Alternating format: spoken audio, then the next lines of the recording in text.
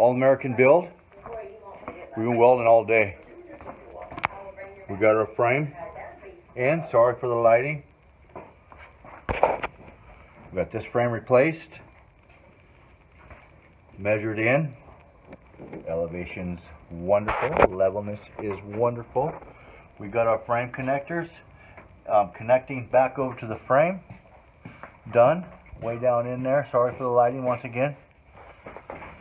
But we got a full frame all the way from the back, all the way from the front, all the way to the back.